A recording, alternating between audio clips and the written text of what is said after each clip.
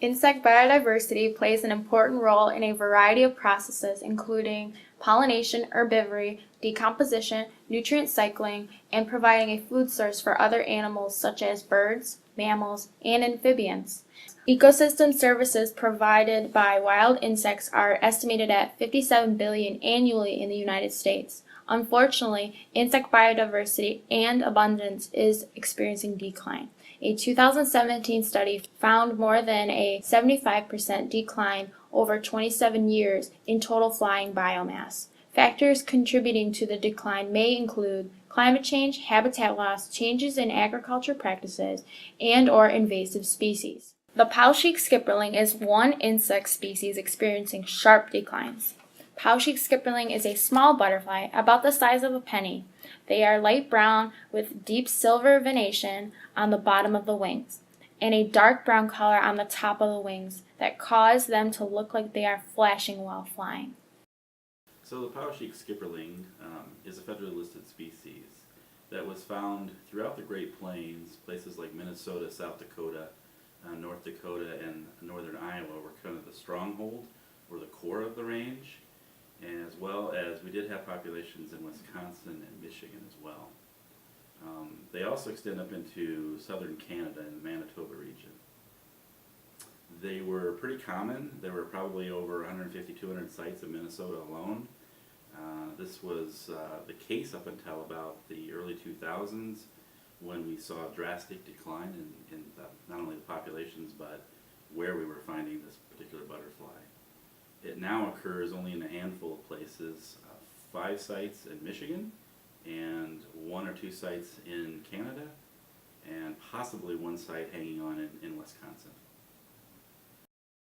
In Michigan, Poweshiek skipperlings are only known to occur in prairie fens. Prairie fens are groundwater-fed wetlands found throughout the glaciated upper Midwest. These wetland communities are composed of a mix of terrestrial and wetland species, and they are the most specious in the northern temperate climate. Plants are important for a couple of reasons. Obviously, the first reason would be the food plant of the larvae of this particular, or the caterpillars of butterflies. They have to feed on plants for the most part. There's only one species that doesn't feed on plants, but we won't talk about that today. So the Poweshiek skipperling larvae feed mainly on grasses. Prairie fen plants that are important larval hosts in Michigan are marsh muley, mat muley, and sterile sedge. Researchers from Central Michigan University and MNFI have observed egg laying on all 3 of these species in the summer of 2017. Other suggested larval hosts in Michigan include prairie dropseed and little bluestem. The other reason that plants are important for butterflies is because the flowering plants provide nectar sources for the adults. Not all butterflies nectar, but in the case of the Poweshiek skipperling, it's an avid nectar, and it prefers to nectar, at least in Michigan, on black-eyed Susan. So this seems to be a critical plant for the butterfly, at least in southern Michigan. As I mentioned earlier, it is a species that's listed by the federal government as endangered, and so it is protected under endangered species protection. There's also state limitations as well, so in most of the states it's also listed as an endangered species.